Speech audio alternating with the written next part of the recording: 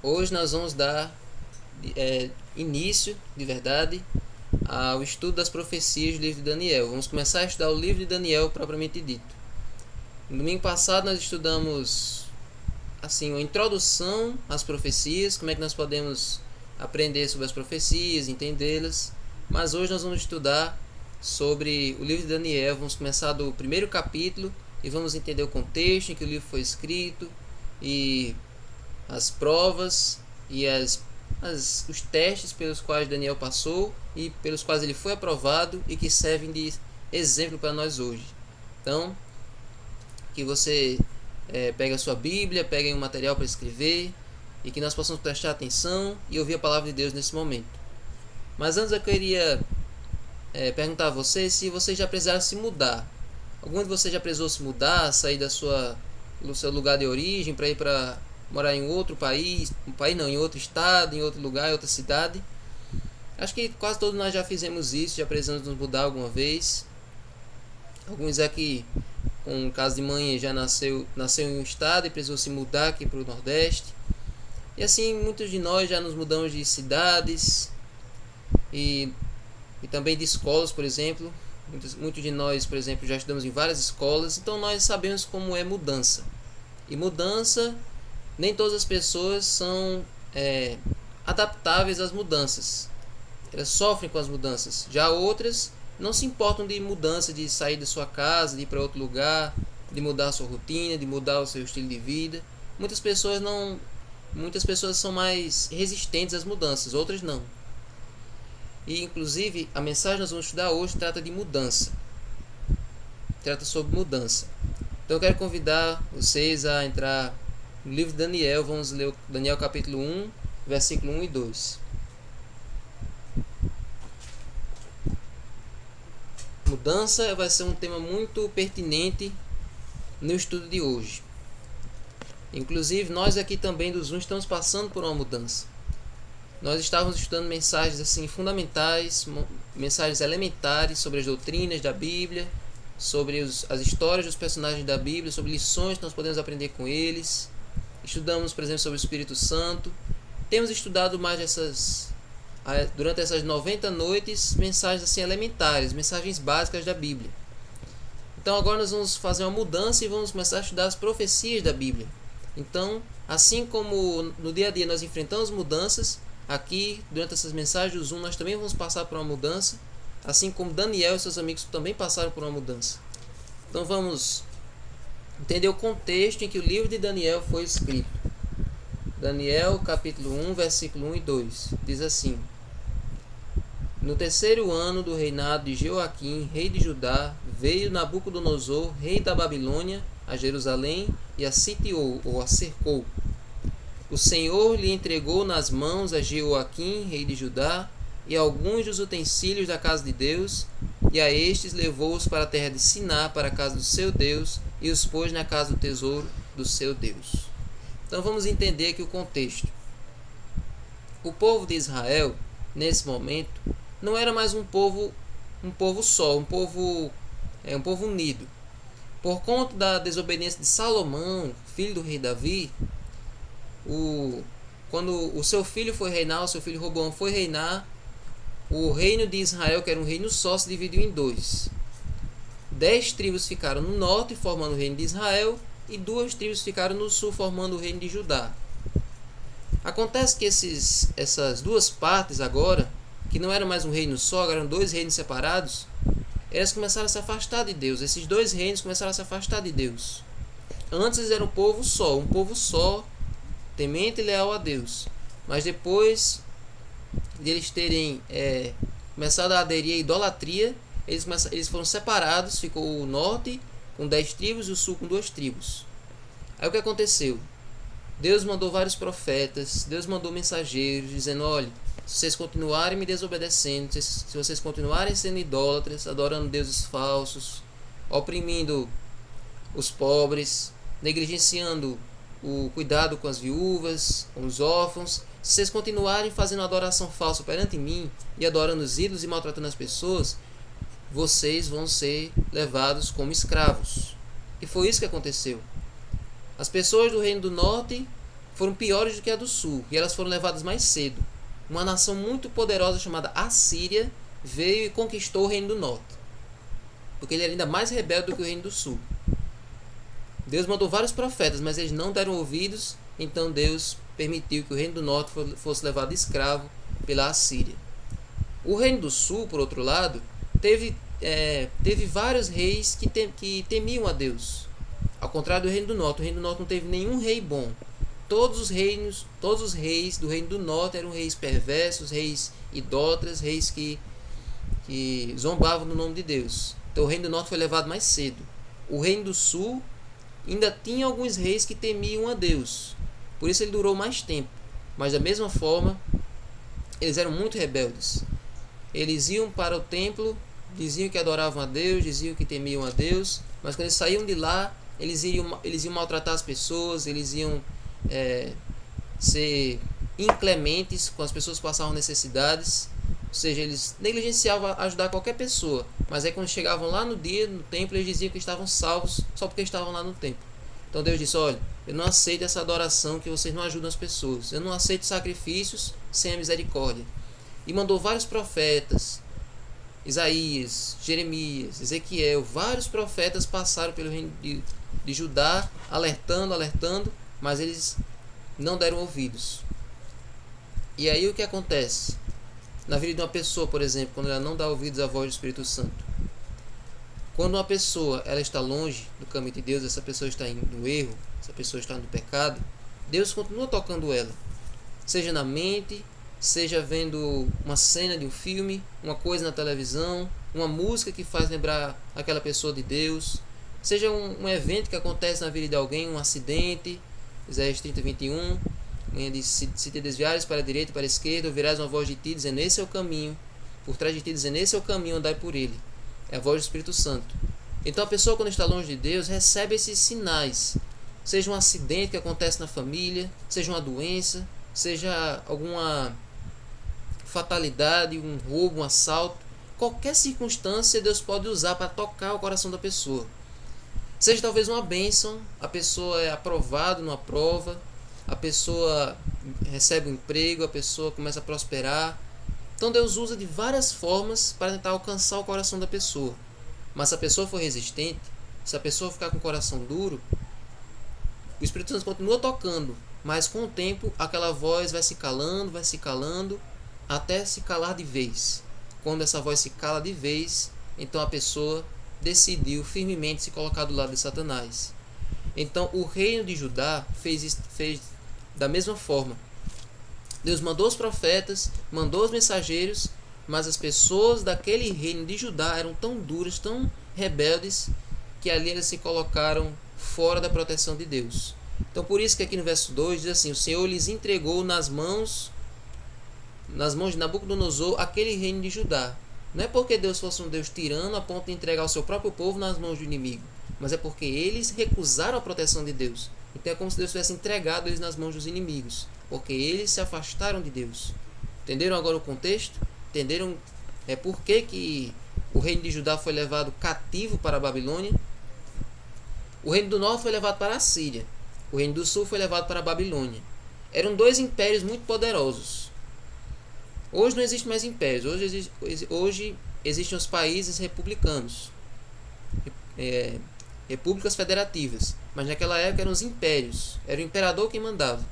Então havia o império da Assíria, que era um rival do império da Babilônia, que era mais poderosa, mais rica e tinha um território maior do que da Assíria. Então o reino de Judá foi levado escravo, todo mundo foi levado escravo para o império da Babilônia. E o rei da Babilônia era Nabucodonosor. É um nome bem feio, mas vocês vão se acostumar com esse nome, Nabucodonosor. Acontece que Nabucodonosor, quando ele foi conquistar o reino de Judá, ele não foi de uma vez só. Ele foi várias vezes, ele dava várias viagens. Na primeira viagem, ele levou alguns utensílios de ouro que havia no templo, alguns utensílios do palácio, e levou também algumas pessoas nobres, ou seja, pessoas que faziam parte da família do rei. Ou seja, um primo, ali um sobrinho, uma pessoa que fazia parte da família do rei. Então, Daniel e seus amigos eram pessoas nobres. Eles faziam parte ali da família real. Não que eles fossem filhos do rei, mas faziam parte ali da família. Então, na primeira investida de Nabucodonosor, Daniel e seus 3 amigos, Ananias, Misael e Azarias, foram levados para a Babilônia, junto com vários utensílios do templo e com outros utensílios do palácio do rei. E ali nas outras viagens que Nabucodonosor fez, ele levando um pouquinho, e aos poucos ele ia cercando Jerusalém, que era a capital de Judá. Ele ia cercando, ficou o exército todo em volta da cidade, até o pessoal da cidade começar a morrer de fome, porque eles não podiam sair, senão eles morriam. Até que, enfim, o rei Nabucodonosor veio de vez, destruiu a cidade, destruiu os muros da cidade, destruiu as casas, queimou o templo, queimou o palácio, matou o rei e levou todo o pessoal escravo para a Babilônia. Mas Daniel e seus amigos eles foram na primeira viagem. E é sobre eles que nós vamos estudar agora no livro de Daniel. Daniel e seus amigos foram levados escravos para a Babilônia. Eles deviam ter por volta ali de 17 a 18 anos, 17 a 20 anos. Eram jovens, mas eles eram muito tementes a Deus. Só que agora eles estavam sendo levados escravos para a Babilônia. Imagina a pessoa crescer, passar a sua vida toda ali no meio dos seus amigos, no meio da sua terra, indo ao templo que eles gostavam, vivendo ali numa zona de conforto, num ambiente agradável, e agora eram levados escravos para um país que eles não conheciam, com outros costumes, com a outra cultura. E agora, o que seria da vida deles?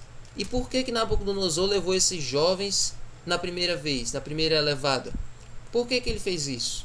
Vamos agora entender por que Nabucodonosor fez isso.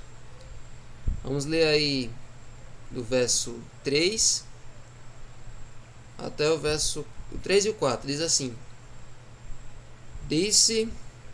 vamos ler do 3 ao 7. Diz assim: Disse o rei a Aspenaz, chefe dos seus eunucos, que trouxesse alguns dos filhos de Israel, tanto da linhagem real como dos nobres, jovens sem nenhum defeito, de boa aparência, instruídos em toda a sabedoria, doutos em ciência, versados no conhecimento, e que fossem competentes para assistirem no palácio do rei e lhes ensinasse a cultura e a língua dos caldeus. Determinou-lhes o rei a ração diária, das finas iguarias da mesa real e do vinho que ele bebia, e que assim fossem mantidos por 3 anos, ao cabo dos quais, ou seja, ao fim dos quais, eles assistiriam diante do rei. Entre eles se achavam dos filhos de Judá, Daniel, Ananias, Misael e Azarias.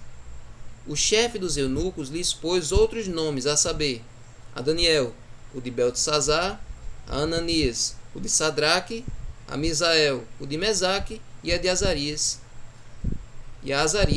o de Abednego. Então o que aconteceu? Por que o rei Nabucodonosor levou aqueles jovens? Ele fazia uma academia, ou seja, uma faculdade, e cada nação que ele conquistava, ele procurava aqueles jovens que fossem mais inteligentes, mais bonitos, mais bens assim, de aparência física. Aqueles jovens mais perfeitos, ele levava lá para o palácio e colocava eles numa faculdade para treinar eles, para preparar eles para eles serem servos ali no palácio, para eles assistirem ali perante o rei. Acontece que quando eles traziam esses jovens, eles castravam esses jovens na maioria das vezes, para eles não se engraçarem ali pelas mulheres do rei. Então eles eram feitos eunucos, eles eram castrados, eles ficavam ali no palácio do rei. Então provavelmente Daniel e seus amigos também foram castrados. Acontece que essa faculdade, essa escola na qual esses jovens eram levados na Babilônia, não era meramente ensinar matemática, ciência, biologia, química, não era só ensinar matérias de escola, mas era também para fazer com que aqueles jovens aderissem à cultura da Babilônia. Ou seja, eles teriam que adorar os deuses da Babilônia, eles teriam que seguir a religião da Babilônia, a cultura da Babilônia, tudo que fazia parte das ideologias da Babilônia, aqueles jovens também tinham que seguir. Então era isso que consistia a faculdade da Babilônia. Então não era só matérias escolares, era também uma doutrinação que eles faziam na mente daqueles jovens. Faziam uma lavagem cerebral e colocavam tudo que eles queriam na mente deles. Então esse foi um desafio muito grande para Daniel, Ananias, Misael e Azarias. A primeira mudança que eles fizeram naqueles jovens foi mudar o nome deles. Os nomes hebraicos, os nomes dos judeus, eles tinham significados muito especiais. Cada nome tinha um significado muito especial. Ou seja, cada nome tinha um significado baseado em Deus, tinha uma referência a Deus. Daniel significava Deus é meu juiz. Aí Ananias, talvez Deus me ouve. Então cada nome judeu tinha um significado relacionado ao nome de Deus, que era representado ali por esse prefixo, esse sufixo el. Por exemplo, Daniel no hebraico quer dizer Deus é meu juiz. Então os nomes hebraicos tinham referência ao nome de Deus. Então o que foi que os babilônios fizeram? Como eles queriam que aqueles jovens adorassem os deuses da Babilônia, então eles mudaram os nomes deles. Ao invés de nomes que adorassem o Deus de Israel, eles trocaram por nomes que adoravam os deuses da Babilônia. Então, o nome de Daniel, por exemplo, foi alterado para Beltesazar. Beltesazar, que significa Bel é o meu juiz. Então era um nome em adoração a Bel, um deus da Babilônia. Aí Ananias e Misael, eles receberam o nome de Sadraque e Mesaque. Sadraque e Mesaque eram em adoração ao deus Acu. E o nome de Azarias foi trocado para Abednego, que significa servo de Nebo. Então, os nomes deles foram trocados para servirem de adoração a três deuses da Babilônia: Abel, Acu e para Nebo, três deuses da Babilônia. Então isso aí já começou sendo um desafio muito forte para aqueles jovens. O nome deles já carregava uma identidade babilônica. Acontece que eles não se importaram muito com esse primeiro desafio, porque aquele era um mero rótulo. Ou seja, eles podiam chamar com aquele nome, mas eles sabiam que o nome de verdade deles era de louvor e adoração a Deus. Mas não para por aí. Agora vem um segundo desafio.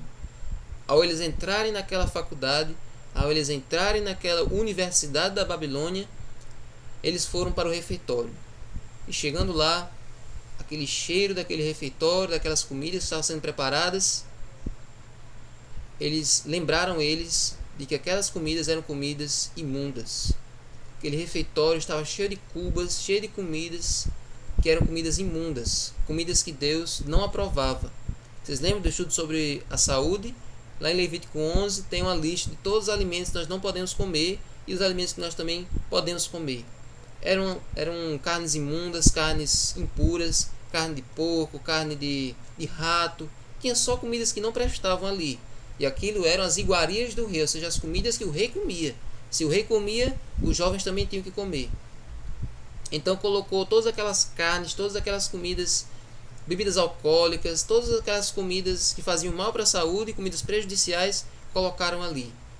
E esse não era o único problema. Além de serem comidas imundas, eram comidas que antes de chegarem ali tinham sido sacrificadas aos ídolos. Ou seja, quando eles estavam preparando aquela comida, eles levavam primeiro na frente do ídolo e diziam: olha, isso aqui é a nossa oferenda para ti, ídolo fulano de tal. Então eles adoravam o ídolo, eles ofereciam aquelas comidas ao ídolo antes de servir aqueles jovens. Então quando os jovens comiam aquela comida, estavam adorando indiretamente aqueles ídolos. Agora você veja aí o grau de dificuldade que aqueles jovens tinham de permanecer fiéis mesmo em meio àquela cultura. Veja aí a dificuldade que eles teriam de permanecer firmes, de permanecer incólumes diante daquela situação. E aí, o que você faria no lugar deles? Qual seria a sua reação? Você permaneceria fiel? Nabucodonosor trouxe jovens de várias nações e também vários jovens de Israel. Provavelmente aqueles jovens de Israel que tinham vindo junto com Daniel e seus amigos, talvez eles nem se importavam. Talvez eles já tivessem ido direto naquelas comidas e nem tinham se importado se aquilo era uma comida pura, se aquilo era uma comida limpa, porque afinal eles estavam longe dos seus pais, longe do seu país, longe da sua terra. Então aquilo ali não tinha mais, aquelas leis que Deus tinha dado, talvez não tivesse mais serventia ali no outro país. Se Deus entregou o país nas mãos dos inimigos, por que eles iam continuar sendo fiéis a Deus, mesmo em um país distante? Então aqueles outros jovens tinham esse pensamento: aqui todo mundo come, eu estou longe da minha terra, Deus provavelmente nos abandonou, então vamos comer aquelas comidas. Não tem diferença nenhuma. Não tem para que continuar servindo aquele Deus. Talvez fosse esse o pensamento de muitos jovens que tinham vindo junto com Daniel e seus amigos. E esse pensamento era compartilhado por jovens de outras nações que estavam ali também. Então aquilo foi um desafio muito grande. Aquilo foi uma pressão de grupo muito grande em cima de Daniel e seus amigos. E muitas vezes eu e muitas pessoas passam por isso também, pressão de grupo. Nossos amigos fazem uma coisa, as pessoas que estão próximas de nós fazem uma coisa e acabam nos influenciando a fazer também. Muitas pessoas, por exemplo, não bebem, mas por estar ali no conjunto no grupo de pessoas que bebem, acabam bebendo também para não se sentirem excluídos por aquele grupo. A pessoa não fala palavrão, mas aí chega no grupo de amigos que falam e para se enturmar acaba falando também. Então isso é psicológico, isso está na ciência. Mas olhe qual foi a reação de Daniel e seus amigos. Vamos ler agora o verso 8. Vamos ler do 8 até o 13. Diz assim: resolveu Daniel firmemente não contaminar-se com as finas iguarias do rei, e nem com o vinho que ele bebia. Então pediu ao chefe dos eunucos que lhe permitisse não contaminar-se. Ora, Deus concedeu a Daniel misericórdia e compreensão da parte do chefe dos eunucos. Disse o chefe dos eunucos a Daniel: tenho medo do meu senhor o rei, que determinou a vossa comida e a vossa bebida. Porque, pois, veria ele o vosso rosto mais abatido do que dos outros jovens da vossa idade? Assim porias em perigo a minha cabeça para com o rei. Então Daniel disse ao cozinheiro-chefe, a quem o chefe dos eunucos havia encarregado de cuidar de Daniel, Ananias, Misael e Azarias: experimenta, peço-te, os teus servos 10 dias, e que se nos deem legumes a comer e água a beber. Então se veja diante de ti a nossa aparência e a dos jovens que comem das finas iguarias do rei, e segundo vires, age com os teus servos. Ele atendeu e os experimentou 10 dias. No fim dos 10 dias, como é que eles estavam? A sua aparência era melhor, e estavam eles mais robustos do que todos os jovens que comiam das finas iguarias do rei. Com isso, o cozinheiro-chefe tirou deles as finas iguarias e o vinho que deviam beber, e lhes dava legumes. Então veja, diante de toda aquela pressão, diante de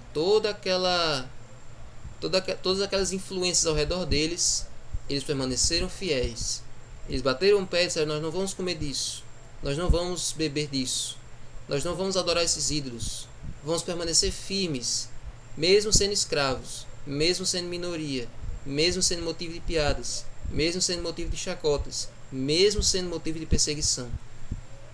Essa deve ser nossa atitude também, amigos, diante da pressão e dos ataques de Satanás, através de pessoas que a gente ama, através de pessoas que a gente gosta, pessoas que a gente se inspira. Muitas vezes Satanás usa essas pessoas, usa circunstâncias para fazer com que a gente abandone os princípios. Por isso que eu coloquei aquela música: devemos voltar aos princípios da vida, temos que voltar ao que está na palavra de Deus. E foi isso que Daniel e seus amigos fizeram, permaneceram firmes. E aí o que aconteceu? Eles iam ficar de jejum e não iam comer mais, eles iriam ficar ali com fome. Então o chefe dos eunucos, ou seja, a pessoa que era responsável ali por aqueles jovens, ele foi perguntar, ele sentiu ali, ele teve consideração para aqueles jovens e disse: olha, se vocês não se alimentarem, vocês vão ficar fracos e o rei vai me matar porque vocês não estão comendo. Então Daniel disse para o cozinheiro: olha, pode colocar as iguarias para os outros, mas para nós você coloque água, frutas e legumes. Você sirva-nos com isso durante 10 dias. Vamos fazer um teste. Durante 10 dias, nos faça comer apenas dessa alimentação e vamos ver o que acontece. Então, depois de 10 dias, o que foi que aconteceu? Eles estavam na melhor forma física e estavam mais inteligentes do que os outros que estavam comendo das comidas do rei. Está vendo, amigos? Está vendo a recompensa da fidelidade? E não para por aí. Além disso, depois dos 10 dias, quando o cozinheiro lá e o chefe dos eunucos viram que eles haviam melhorado, haviam prosperado, haviam sido abençoados por terem comido daquela alimentação, então Eles foram liberados para comer aquela alimentação para sempre. Então, o que foi que aconteceu agora? Ora, verso 17. A estes 4 jovens, Deus deu o conhecimento e a inteligência em toda a cultura e sabedoria. Mas a Daniel, Deus deu inteligência de todas as visões e sonhos. Ou seja, Deus agora abençoou aqueles jovens com dons especiais. Toda aquela cultura da Babilônia eles aprenderam, e se o rei chegasse e perguntasse para eles, me diga quais são os movimentos da Terra, eles sabiam dizer. Me diga a força de aceleração disso e disso, eles sabiam dizer. Me diga quantos são os planetas do sistema solar, eles sabiam dizer. Qualquer pergunta de ciência, de matemática, qualquer pergunta que fizessem para eles, seja qual fosse o assunto, seja qual fosse a matéria, eles sabiam responder. Eles tinham isso na ponta da língua. Os outros demoravam para responder, os outros iam calcular, mas eles já sabiam na cabeça. Deus deu essa inteligência para eles. Deus cobriu eles de sabedoria para que eles fossem um exemplo para os outros. E olhe, vencido o tempo determinado pelo rei para que os trouxessem, o chefe dos eunucos os trouxe à presença de Nabucodonosor.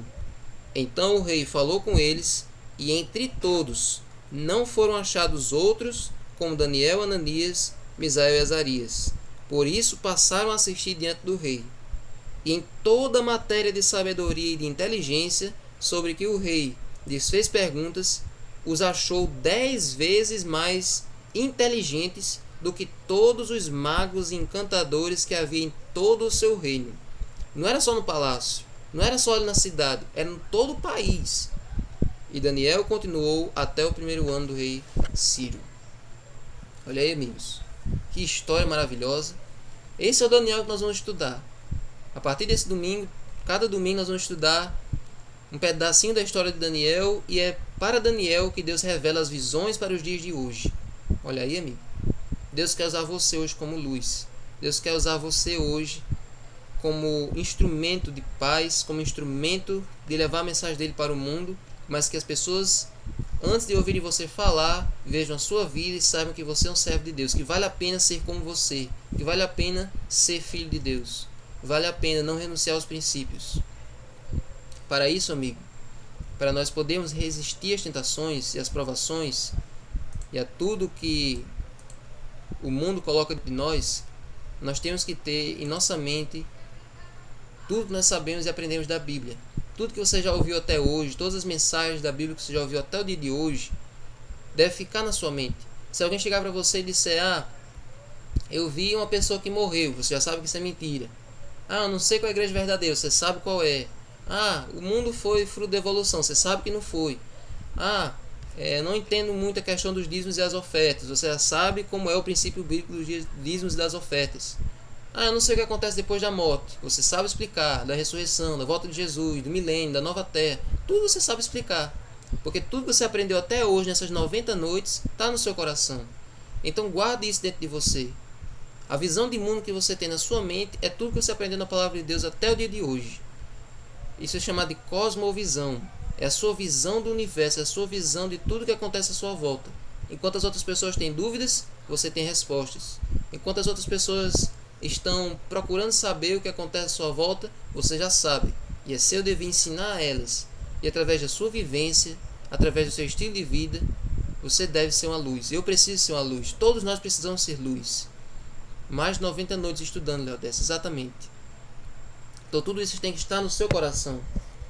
Daniel e seus amigos guardaram aquelas leis de Deus na sua vida.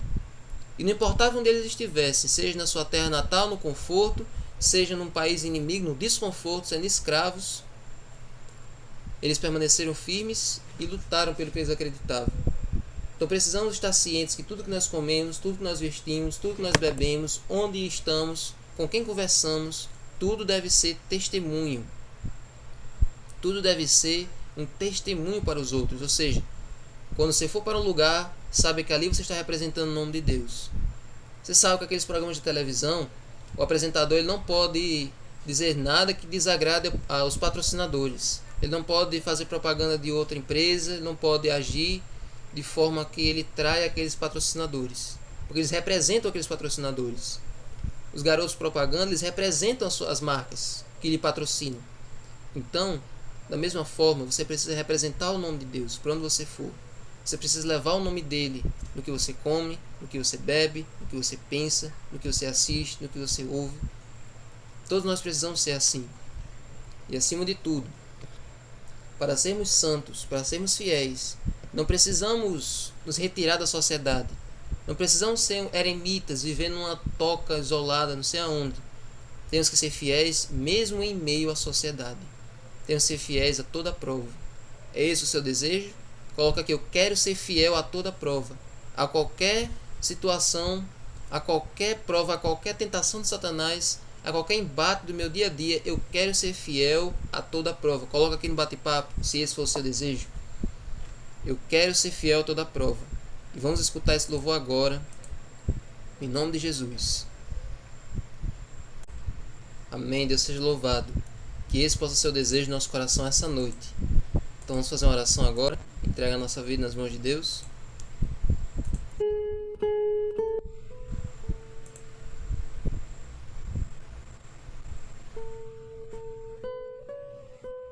Oremos. Senhor Deus, temos enfrentado, Senhor, dificuldades sempre. Temos enfrentado os desafios em nossa vida todos os dias. Coisas que nós precisamos suportar, coisas que nós precisamos conciliar. Enfrentamos opressão por parte da nossa família, por parte dos nossos amigos, colegas de trabalho, colegas de escola. Então, por favor, Senhor, firma a Tua verdade no nosso coração. Confirme, Senhor, as coisas que nós temos aprendido até hoje. Confirme em nossa mente, Senhor, para que nós não sejamos mais enganados, para que nós não possamos, Senhor, negociar os princípios, para que mesmo em meio às tempestades nós possamos permanecer em pé, que possamos tomar decisão pelo que é certo, tomar decisão pelo que é reto, Senhor, e assim permitir que o Senhor faça a mudança na nossa vida, permitir que nós possamos ser luz para todos aqueles que nos cercam. Nos ajuda, Senhor, a Te honrar, que o Senhor diz em Tua palavra, lá no livro de 2 Samuel: aos que me honram, eu honrarei.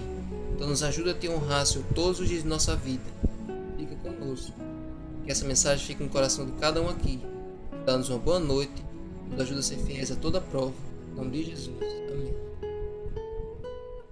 Amigos, uma boa noite a todos. Fique com Deus. Que essa mensagem fique no coração de cada um. E não perca, espalhe essa mensagem para os outros. Chame os seus amigos. Vamos assistir as mensagens dos próximos domingos. Nós vamos começar a estudar a profecia propriamente dita. Então, até quarta-feira, se Deus quiser. Fiquem com Deus.